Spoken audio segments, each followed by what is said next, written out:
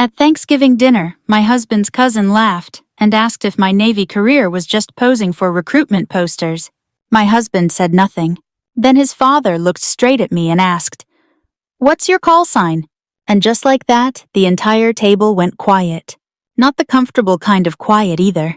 The kind where people suddenly remember they're holding forks. The kind where nobody wants to be the next person to speak. I wish I could tell you I had some clever response ready. I didn't. I was too surprised. The funny thing is, the evening had started out completely normal. It was Thanksgiving at the Harlan family's house in Chesapeake, Virginia. The same split-level brick home they'd lived in for nearly 30 years. The place always smelled like turkey coffee and furniture polish. Every November, the driveway filled with pickup trucks and SUVs carrying relatives from all over Hampton Roads. My husband Mark and I arrived around 4:30. The sun was already dropping low. Cold wind. Gray sky. Typical coastal Virginia holiday weather. I remember climbing out of the passenger seat and taking a second before standing upright. My right knee had been bothering me all week. Old injury. Some mornings it felt fine. Some mornings it reminded me exactly how old I wasn't supposed to feel at 39. "You okay?" Mark asked.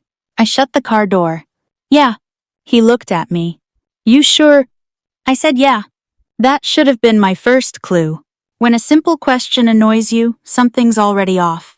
Inside the house, football was playing in the living room. Kids were running around with paper plates. Somebody had burned a batch of dinner rolls. My mother-in-law was pretending not to be stressed while being obviously stressed. Normal family holiday stuff. For the first hour, everything felt fine. I helped in the kitchen, talked to a few relatives, answered questions about work without actually talking about work. Most people hear Navy and immediately start asking questions. Where have you been? What ships? Any crazy stories? After enough years, you learn how to smile without saying much. Some things aren't classified. They're just personal. Around 6 o'clock, everyone finally sat down. The adults squeezed around the long dining table. The kids took over folding tables nearby. I ended up sitting across from Jake Harlan. That was unfortunate. Jake was 31, a Navy lieutenant, smart guy, talented, also one of the most exhausting human beings I've ever met. Every conversation somehow became about Jake, his accomplishments, his future, his plans, his opinions. If Oxygen could file a complaint, it probably would have. When I sat down, he was already talking about an upcoming leadership presentation he'd be giving at Naval Station Norfolk. And the commander specifically requested me. He was saying. Nobody had asked. Jake kept going anyway. His mother beamed proudly. His father sat quietly. I noticed that. Robert Harlan wasn't a loud man. Retired Navy Command Master Chief. 70 years old. Sharp eyes. The kind of guy who could say 3 words and somehow make everybody else reconsider their life choices. While Jake talked, Robert mostly listened. About halfway through dinner, somebody asked me how work was going. "Busy," I said. That was apparently enough to irritate Jake. He leaned back, smirked. "Still flying?" Sometimes. I shrugged. "Depends on what's needed." Jake laughed. "That's the most officer answer I've ever heard." A couple people chuckled politely. I smiled. No big deal. Then he kept going. "You know what I always find funny?" Nobody answered. That never stopped Jake. "The public has this image of military life." He gestured with his fork. "Especially Navy officers." I took a sip of iced tea. I already knew where this was headed. Jake looked directly at me. "You're still in the Navy, right?" "Last time I checked." More laughter. Then he delivered the line. "So what's your job these days?" I shrugged. "Same as before." Jake grinned. "Let me guess." I felt my stomach tighten. "Jake," his mother said, but she was smiling. That made it worse. Jake pointed his fork toward me. "Your main job is posing for recruitment posters." A few people laughed. Not everyone. Just enough. The kind of laugh people use when they don't want to challenge someone. I stared at him. Not angry. Not yet. Mostly disappointed. Because I'd heard versions of that joke before, sometimes from strangers, Sometimes from people who assumed women only advanced because they looked good in uniform. It wasn't original. It was just tired. Before I could answer, Aunt Patty jumped in. "Oh, come on. Dana does photograph well." A few more laughs. I looked at Mark. Just for a second. He was staring down at his plate. That hurt more than Jake's joke. I wasn't expecting a speech. I wasn't expecting a dramatic defense. One sentence would have been enough. Just one. Instead, he stayed quiet. Jake mistook my silence for surrender. Big mistake. He leaned forward. "Hey, I'm kidding." Nobody responded. Then he added, "Mostly." That got another laugh. Smaller this time. Uneasy. I could feel the room starting to shift. People weren't comfortable anymore, even if they didn't know why. That's when I heard a fork touch a plate. A soft metallic sound. Robert Harlan had set his fork down. Slowly, deliberately. The table quieted. He looked at me. Not Jake. Not anyone else. Me. Dana. "Yes, sir." His voice stayed calm. "What was your call sign?" Jake immediately snorted. "Dad, come on." Robert ignored him. "What was it?" For a moment, I considered dodging the question. I didn't like talking about that part of my career. I never had. But Robert waited. So I answered, "Jukebox." The reaction was immediate. Not from everyone, just from him. His eyes widened slightly. Not much, but enough. Enough that I noticed. Enough that Jake noticed too. Robert sat back. Then he looked at me in complete disbelief. "You're Jukebox Mercer." I nodded once. Across the table, Jake frowned. "What does that mean?" Nobody answered. Robert kept staring at me. Then he slowly turned toward his son. The disappointment on his face hit harder than any angry outburst could have. "Jake!" "What?" "You should have stopped talking about 5 minutes ago." The room froze. Jake laughed nervously. "Dad, what are you talking about?" Robert shook his head, almost to himself. "No idea." The rest of dinner never recovered. Conversation stumbled along awkwardly. People tried changing subjects. Football, weather, travel plans. Nobody really succeeded. And through it all, I kept thinking about one thing. Not Jake. Not Robert. Not even the call sign. I kept thinking about Mark. Because the man sitting beside me had watched the entire thing happen, and he hadn't said a word. About 20 minutes later, I excused myself and walked down the hallway toward the bathroom. I closed the door behind me, looked into the mirror. For a few seconds I just stood there. The woman looking back wasn't weak. She wasn't inexperienced. She wasn't a poster. But somehow, that night standing in my in-laws' bathroom while relatives laughed down the hallway, I felt smaller than I had in years. And the worst part was knowing the evening wasn't really about one stupid joke. It was about what happened when the people closest to you decided your dignity was optional. I had survived storms, deployments, and emergencies that still visited me in dreams. But standing there under that yellow bathroom light fighting tears, I refused to let anyone see. I realized something. What hurt most wasn't Jake's disrespect. It was my husband's silence. The drive home was quiet, not the peaceful kind. The kind that settles in after something ugly happens and nobody wants to touch it.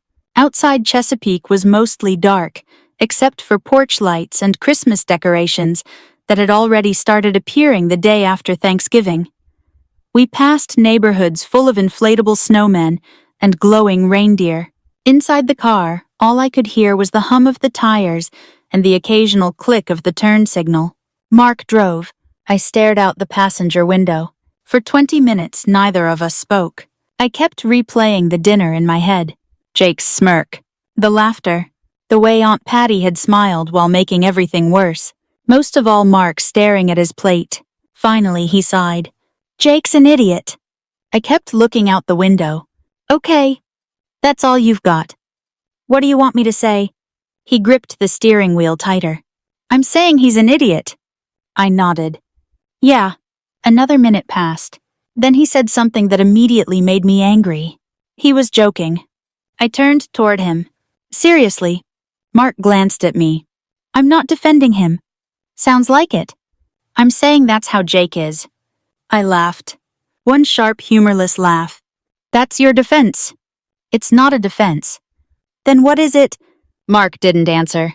Because he didn't have one. We stopped at a red light. I looked at the dashboard clock. 8:41 p.m.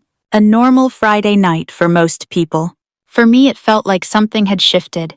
Not dramatically, not permanently, just enough that I couldn't ignore it anymore.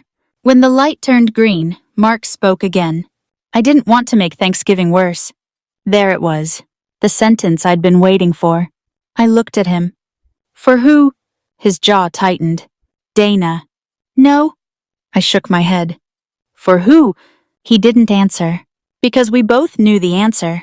Not for me. For him. For his parents. For the family gathering. For everybody except the person sitting next to him. The rest of the drive was silent. When we got home to our townhouse in Norfolk, I changed clothes and cleaned up the kitchen, even though there wasn't much to clean. Sometimes I do that when I'm upset. Keeps my hands busy. Mark hovered nearby, trying to figure out whether he should talk. Trying to figure out whether he should leave me alone. Failing at both. Eventually, he leaned against the counter. Dana. I didn't look up. What? I'm sorry. I rinsed a coffee mug. For some reason that made me laugh. Not because it was funny, because it felt so inadequate.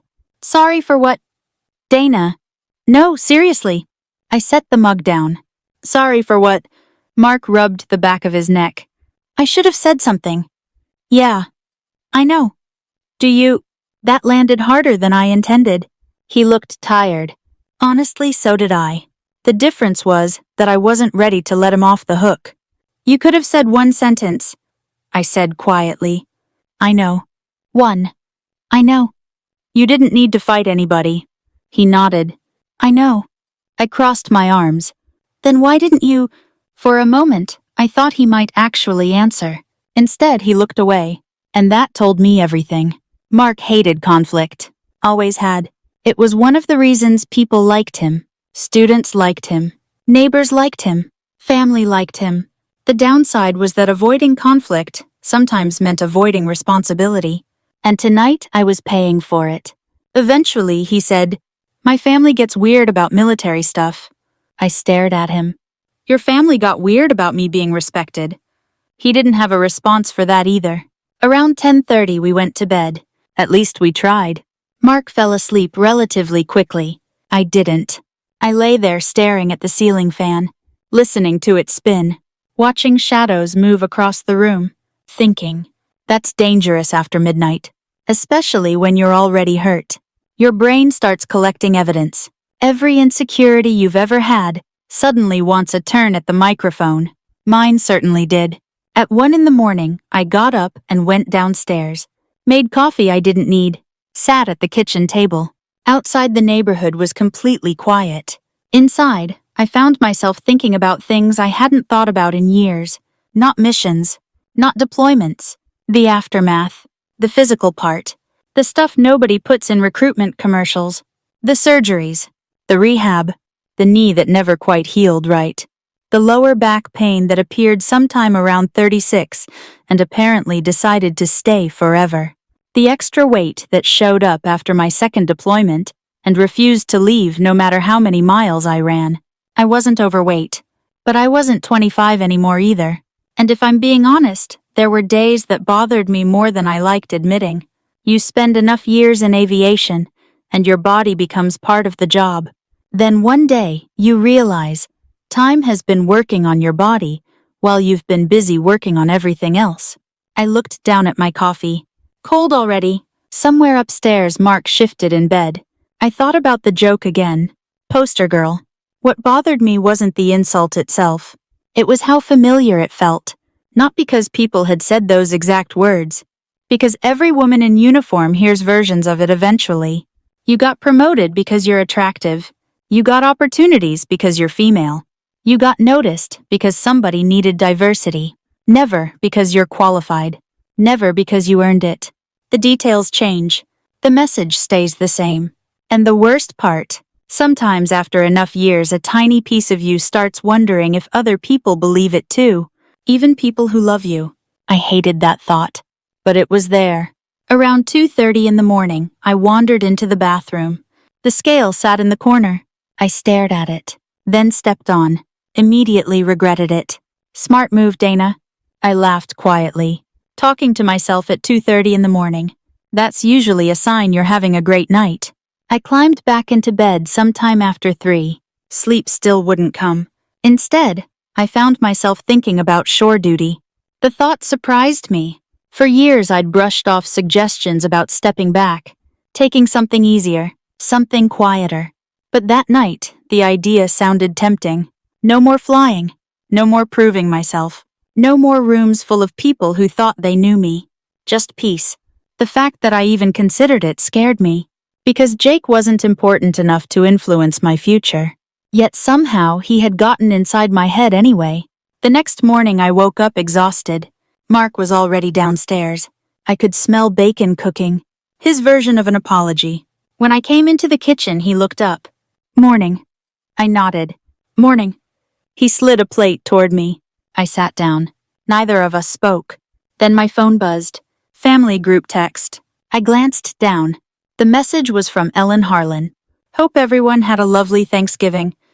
Let's remember Jake was only teasing. We love our military girls." I stared at the screen. Military girls. I was 39 years old. A lieutenant commander. Thousands of flight hours. Years of service. And somehow, I had become one of the military girls. I almost laughed. Instead, I locked my phone. A few seconds later, it buzzed again. This time, it was a private message. From Robert Harlan. Only one sentence. "I owe you an apology." Then another message appeared. "So does my son." A pause. Then a third. "And maybe your husband does too."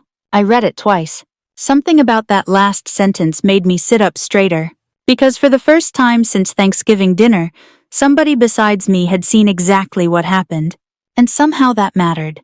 The following Tuesday, I met Robert Harlan for breakfast at a diner near Virginia Beach. Not one of the fancy places. One of those old-school diners where the coffee arrives before you ask for it, and every waitress calls you honey. The parking lot was half full when I pulled in around 8:30. Cold morning. Gray clouds. The kind of damp coastal chill that works its way through your jacket. Robert was already there. Of course he was. The man probably hadn't been late a single day since the Reagan administration. When I walked inside, he was sitting in a booth near the window with a cup of black coffee and a newspaper folded beside him. He stood when he saw me. That alone told me how serious he was. Most retired command master chiefs don't stand up for anybody. "Morning, Dana." "Morning." We sat down. The waitress appeared instantly. Coffee was delivered. Menus were ignored. And for a minute, neither of us said much. Robert stirred his coffee, then looked directly at me. "I'm sorry." Simple. No excuses. No explanations. Just sorry. I appreciated that. "I know." He nodded. "I should have shut Jake down sooner." "Probably. Long before Thanksgiving." That got my attention. I leaned back. "What does that mean?" Robert sighed. The expression on his face reminded me of every senior enlisted leader I'd ever known. The look that said they were tired of cleaning up somebody else's mess. It means Jake has spent years thinking confidence and arrogance are the same thing. I looked out the window. That sounds exhausting. It is. We both laughed. A little. Not much. Then Robert became serious again. "You know why I asked about your call sign?" It wasn't a question. I nodded. "I assumed you recognized it." "I recognized your name." That surprised me. "My name?" Robert took a sip of coffee. "You remember Captain Bill Rawlins?" For a second I just stared at him. Of all the names I expected to hear, that wasn't one of them. "Yeah." "You know him well?" "Not really." That was technically true. The reality was more complicated. Robert studied my face. "You saved his life." I immediately looked away. There it was. The thing I never talked about. The thing I worked very hard not to think about. The thing that somehow followed me anyway. I stared out the diner window at passing traffic. A pickup truck rolled through an intersection. Someone walked a dog. Normal life. Much easier to look at than old memories. "I didn't save anybody," I said quietly. Robert smiled. "I figured you'd say that." "I did my job." "Same thing." "No." He didn't argue. "Good man." People who haven't been there always want dramatic stories, heroes, life-changing moments. The truth is usually messier. Sometimes people survive because 100 different people do their jobs correctly on the same day. I happened to be one of them. That's all. Robert let the silence sit for a moment. Then he changed subjects, which I appreciated. Jake doesn't know any of that. That's obvious. He thinks he knows everything. That's also obvious. Another small laugh. Then Robert's face hardened. There's something else you should know. I had a feeling I wasn't going to like what came next. I was right. Over the next 20 minutes, Robert explained something I'd never fully realized. Jake hadn't started talking about me after Thanksgiving. He'd been doing it for years. Little comments, little jokes, nothing dramatic, nothing anyone would report, just enough to slowly shape opinions. Apparently, every family gathering included some variation of, Dana got lucky. Dana got noticed because she looked good in uniform. Dana probably hadn't flown in years. Dana was one of those officers who spent more time talking than working. I listened quietly. The more Robert talked, the angrier I became. Not explosive anger. The slow kind. The dangerous kind. The kind that settles deep and stays there. What did people say? I asked. Robert hesitated. That told me everything. What? He sighed. Some believed him. I laughed once. Short. Sharp. Fantastic. They shouldn't have. But they did. He nodded. Some did. That hurt more than I expected. Not because strangers believed it. Because family did. People I'd spent holidays with. People who smiled at me. People who apparently listened to Jake when I wasn't in the room. The waitress refilled our coffee. Neither of us touched it. Finally, Robert said, I wanted you to hear it from me. Why? Because if this gets worse, you'll know where it started. That was an interesting choice of words. If this gets worse. Not if Jake stops. Not if things improve. If this gets worse. Like he already knew his son. Which, to be fair, he did.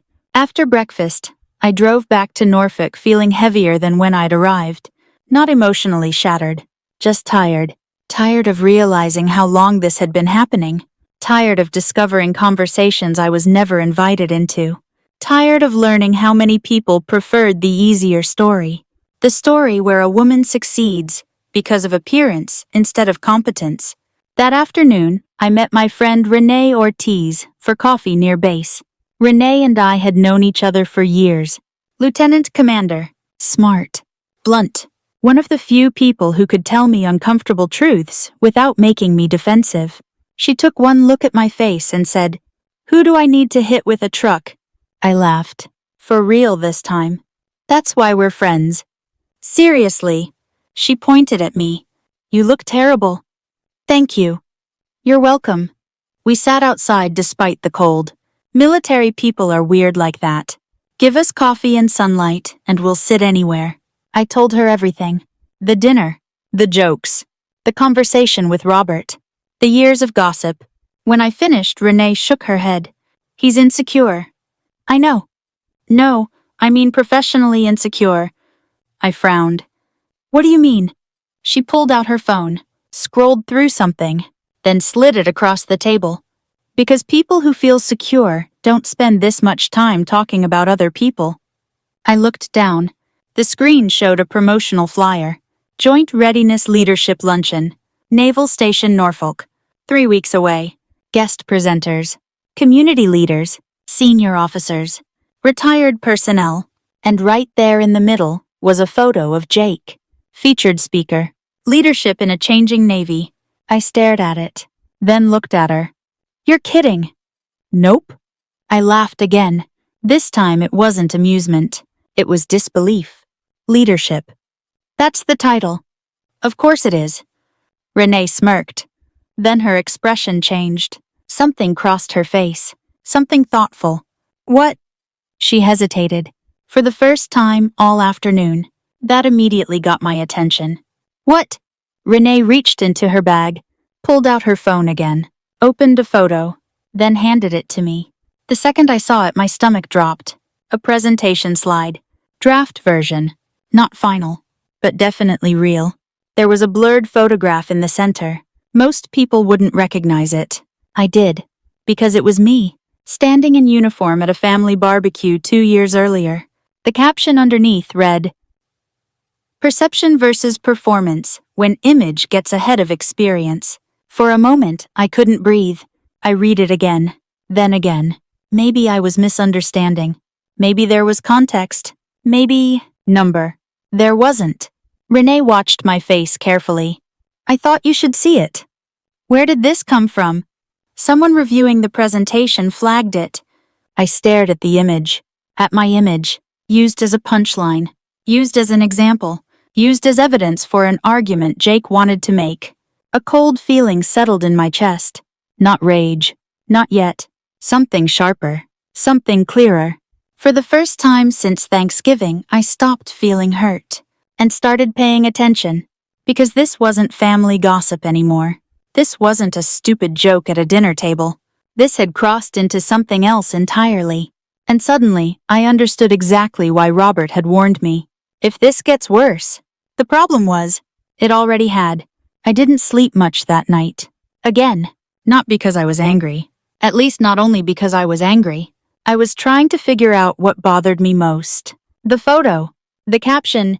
The fact that Jake had apparently been carrying this resentment around for years. Or the possibility that if Renee hadn't shown me the slide, I never would have known any of it was happening. Around midnight, I found myself sitting on the back patio with a blanket around my shoulders and a cup of coffee I definitely didn't need. Norfolk was quiet.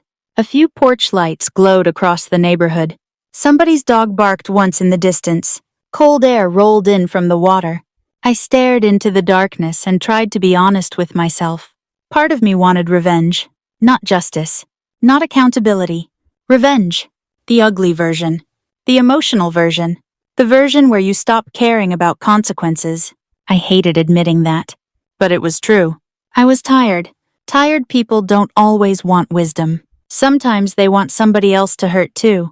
The problem was that every time I imagined embarrassing Jake, another thought followed. What happens afterward? Because that's the thing nobody talks about. Winning isn't always clean. Sometimes you still have to live with the fallout. And in this case, the fallout included my husband, my marriage, and a family I was still going to see at Christmas. The next morning I showed Mark the slide. His reaction wasn't what I expected. At first, he just stared at it, silent. Then he looked at me, then back at the phone. His face slowly drained of color. "Oh." That was all he said. "Oh." I laughed. Not because it was funny. Because after everything that had happened, somehow that tiny word carried more weight than 100 apologies. "Oh." The moment he saw proof, everything became real. Not a misunderstanding. Not teasing. Not family being family. Proof. "Now do you get it?" I asked. Mark nodded slowly. "Yeah." "You sure?" "Yeah." He sat down heavily at the kitchen table. For a while neither of us spoke. Then he rubbed his forehead. "This is bad." I almost smiled. "That's your expert analysis." "Dana." "I'm kidding." "No, you're not." "Fair point." Mark stared at the slide again. "He actually used your picture." "Yep." What was he thinking? I leaned back. He wasn't.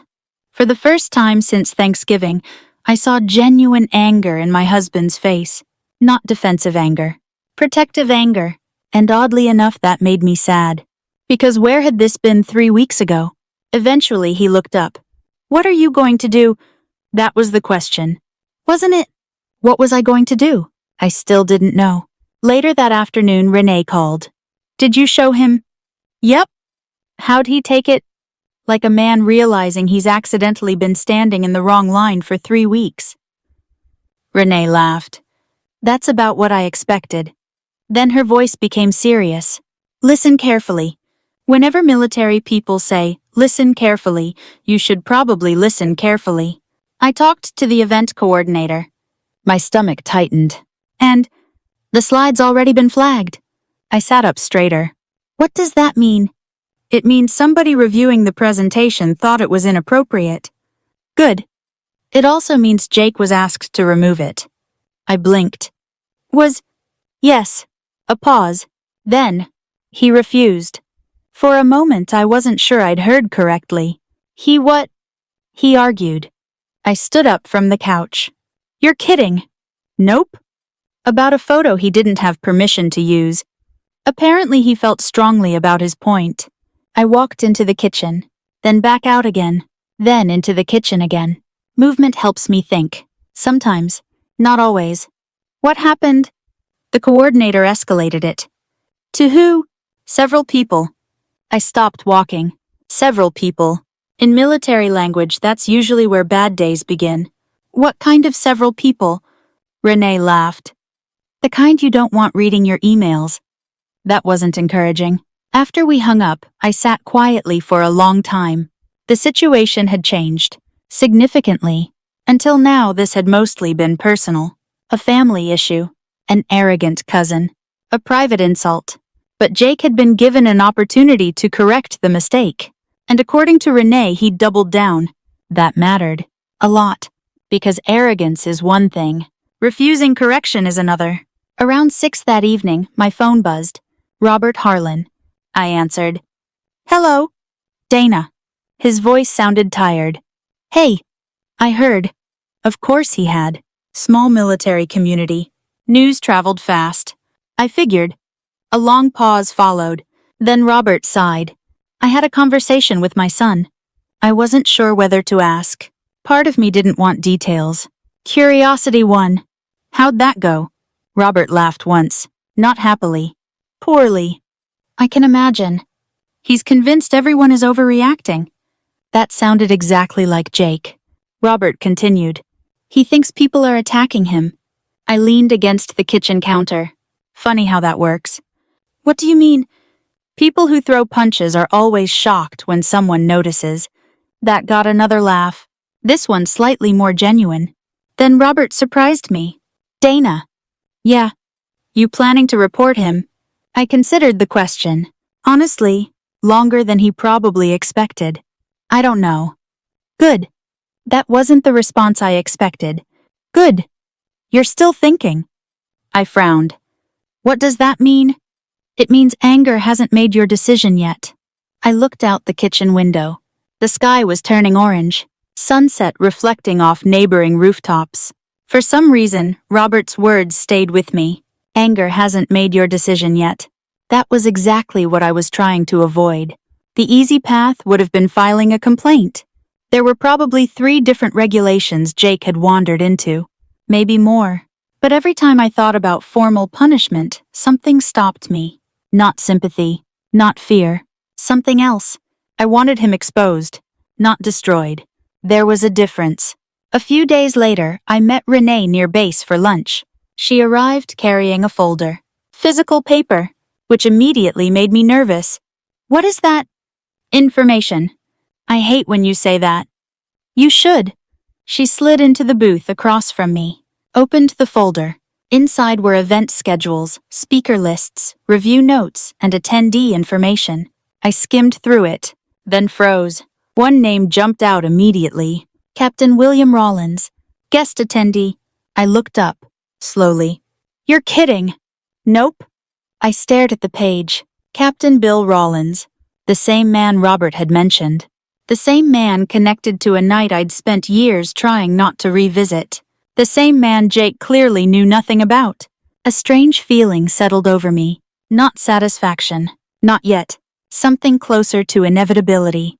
Like pieces of a puzzle quietly sliding into place. Renee watched my face. What are you thinking? I looked down at the attendee list again, then back at her. The universe has a weird sense of humor. She smiled. That it does. The luncheon was 4 days away. For the first time since Thanksgiving, I wasn't focused on what Jake had done. I was focused on what would happen if he kept talking. And judging by everything I'd learned about Jake Harlan, he absolutely would. The question wasn't whether he was walking into trouble. The question was how far he'd get before he realized it. The morning of the luncheon started with rain. Not a storm. Just that steady Virginia drizzle that turns everything gray and makes traffic worse. I woke up before my alarm. 5:12 a.m. For a few seconds I lay there staring at the ceiling, trying to remember why my stomach felt tight. Then I remembered. The luncheon. Jake. The slide. Everything. Beside me, Mark was already awake. I could tell by the way he was pretending to be asleep. Married people know. I rolled onto my side. You awake? A pause. Then. Yep. Thought so. Neither of us moved for a moment. Finally, Mark sighed. You don't have to go. I looked at him. That's not really an option. It could be. No. He nodded, because he knew I was right. This wasn't about proving something anymore. My absence would become part of the story, and I was tired of other people writing stories about me. By 7:30, we were on our way to Naval Station Norfolk. The rain had slowed to a mist. Ships sat dark against the water. Traffic crawled through the gates. People in uniform moved between buildings carrying coffee cups and backpacks. Normal weekday military life. The kind I'd spent most of my adult years around. For some reason that comforted me. The base felt familiar, predictable, unlike family. The event was being held inside a conference building near the waterfront. Nothing fancy, just a large meeting room with rows of chairs, a projector screen, coffee stations, and round tables near the back. By the time Mark and I arrived, people were already gathering. Retired officers, active duty personnel, civilian contractors, community leaders, a few spouses, the usual mix. I checked in and scanned the room. Almost immediately I spotted Robert. He was sitting near the front, coffee in hand, expression unreadable. When he saw me, he gave a small nod. Nothing more. I appreciated that. No dramatic conversation. No last-minute advice. Just acknowledgement. Across the room I finally saw Jake, standing beside the projector, laughing, shaking hands, working the crowd. He looked completely comfortable, completely confident. Like a man who had no idea a cliff was 2 steps behind him. Mark followed my gaze. How is he still smiling? I almost laughed. Practice. A few minutes later, Renee arrived. She slipped into the chair beside me. You okay? No. Good. I looked at her. Good. If you were comfortable right now, I'd be worried. Fair enough. The room gradually filled. At 11:35, the event began. A moderator welcomed everyone, introduced the speakers, thanked sponsors, all the usual stuff. Then Jake took the stage, and for the first 10 minutes, honestly, he did well. That was the frustrating part. Jake wasn't stupid. He wasn't incompetent. He was charismatic, confident, comfortable in front of people. The audience responded. People nodded, laughed at his jokes, took notes. For a moment, I almost wondered whether I'd built him into something larger than he really was. Then he kept talking, and Jake did what Jake always did. He started believing his own performance. That's when the trouble began. He moved into a section about leadership and public perception. The audience remained engaged. Everything still looked normal. Then he said, "One challenge facing today's military is image management." A few people nodded. Jake continued, "The public loves a clean story, a clean uniform, a good photo." Something cold settled in my stomach. I already knew where this was heading. Across the room, Renee slowly folded her arms. Robert stared straight ahead. Jake clicked the remote. The next slide appeared. There it was. The photo. My photo. Blurred slightly, but recognizable, at least to anyone who knew me. The caption appeared underneath. Perception versus performance. When image gets ahead of experience. A few people shifted in their seats. Not many. Just enough. Jake smiled. Confident. Relaxed. Unaware. We have to be careful, he said, that we don't confuse visibility with value. I felt Mark tense beside me. His jaw tightened. For a second I considered staying silent. Seriously, I thought about it. I could let the room move on. I could avoid the confrontation. I could leave afterward and never speak to Jake again. Easy, simple, comfortable. Then I remembered Thanksgiving. I remembered staring at my husband's plate while everybody laughed. I remembered the bathroom mirror. I remembered every quiet little rumor I'd learned about. And suddenly, I was done being comfortable. I stood up. Not dramatically, just stood. The room noticed immediately. Jake noticed too. His smile faltered. Slightly. Lieutenant Harlan, I said. His expression tightened. Then he recovered. Professional voice. Professional smile. Yes, ma'am. I pointed toward the screen. Who gave you permission to use that image? Silence. Instant. Complete. Jake glanced toward the screen, then back at me. It's anonymized. That's not what I asked. The room grew even quieter. Somewhere behind me a chair creaked. Jake shifted his weight. It's being used as a general example. Of what? The smile disappeared. A leadership concept. What leadership concept? Jake's confidence began slipping. Not much. Just enough. The difference between image and performance. I nodded slowly. Did you verify the performance of the officer in that photograph? No answer. A few people exchanged looks. Jake laughed nervously. I think we're getting overly focused on the example. I didn't raise my voice. Didn't take a step forward. Didn't need to. You used the example. More silence. Then a voice spoke from the front row. Old. Calm. Steady. That's a fair question. Every head turned.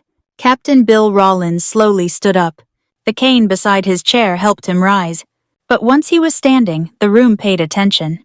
The kind of attention that rank can't command. Only reputation. Jake looked confused. Rawlins looked at the screen. Then at Jake. Then finally at me. His expression softened. Just briefly. Before turning serious again. Do you know who that officer is, Lieutenant? Jake swallowed. No, sir. I know. The room remained completely still. Rawlins pointed toward me. Her call sign is jukebox. The air seemed to leave the room. Jake blinked. Twice. Rawlins continued. Years ago, a lot of good people made good decisions during a very bad night. He paused. A man I cared about came home because of those decisions. Nobody moved. Nobody spoke. Rawlins looked directly at Jake.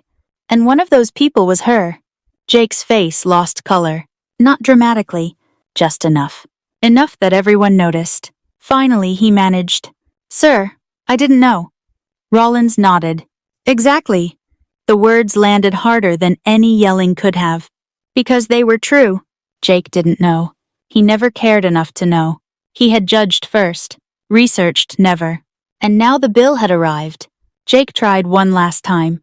I wasn't criticizing her specifically. I spoke before Rawlins could. Then why use my photo? He opened his mouth.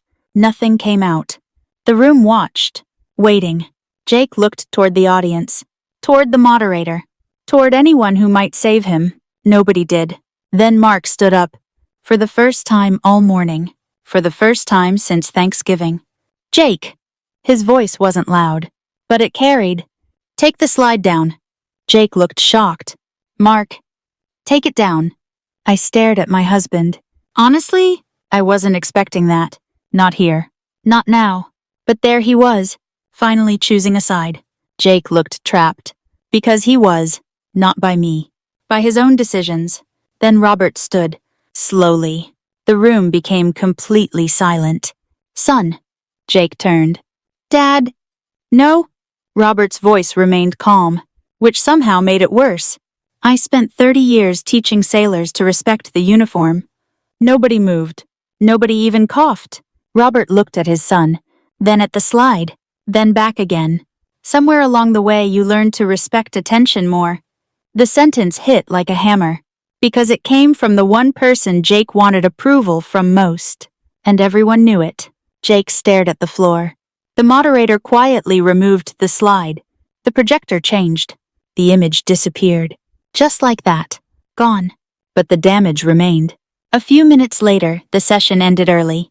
People stood. Conversations started. Quiet ones. Professional ones. The kind nobody enjoys being the subject of. Outside, the rain had stopped. Clouds drifted over the harbor. I stood near the parking lot watching ships in the distance. Eventually, Jake approached. Alone. No audience this time. No microphone. No applause. Just us. He stopped a few feet away. You happy now? I looked at him. Really looked at him. And for the first time, I didn't see confidence. I saw fear. No. Jake frowned. Then what was the point? I thought about that. About Thanksgiving. About the slide.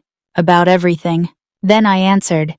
The point is, you don't get to make me smaller just because you're scared you aren't big enough. Jake had absolutely nothing to say to that. And for once in his life, silence belonged to him. For a while things got worse, not better. That's probably the part most people don't expect. Stories usually end after the confrontation. The truth is, that's often where the real mess begins. The luncheon happened on a Thursday. By Saturday afternoon, half the family had already picked a side, and unfortunately some of them didn't pick mine. I was standing in the kitchen making coffee when my phone started buzzing. Text after text. Aunt Patty, Mark's sister, a cousin from Richmond I only saw twice a year. Everyone suddenly had an opinion. Most of them had somehow missed the fact that Jake had used my photo without permission. Instead, they focused on the uncomfortable outcome. Apparently, I had embarrassed him. Funny how that works. The person causing the problem gets sympathy. The person exposing the problem gets criticism. One message stood out. It came from Ellen Harlan, Jake's mother. I read it twice. Dana, I wish you could have handled this with a little more grace. Family should protect family. I stared at the screen, then set the phone face down on the counter. Not because I was angry, because I was tired. There comes a point in life when you stop explaining obvious things. A few minutes later, Mark walked into the kitchen. He looked at my face, then at the phone. Bad. I laughed softly. Depends. On what? Whether we're measuring honesty or popularity. That got a small smile out of him, the first one I'd seen in days. The smile disappeared quickly, because there was still something sitting between us, something neither of us had fully addressed. That evening, we sat on the back patio. The weather had finally cleared. Cool air, clear sky. A cargo ship moved slowly through the distance beyond the Elizabeth River. For a while, we just sat there. Then Mark spoke. I owe you an apology. I kept looking out toward the water. I know. No. His voice sounded different, more certain. I mean a real one. That got my attention. I turned toward him. Mark took a breath. When Jake went after you at Thanksgiving, I was thinking about keeping the peace. I nodded. I know. I thought staying quiet was the safest option. Another nod. Then he looked directly at me. I understand now that I wasn't protecting peace. I waited.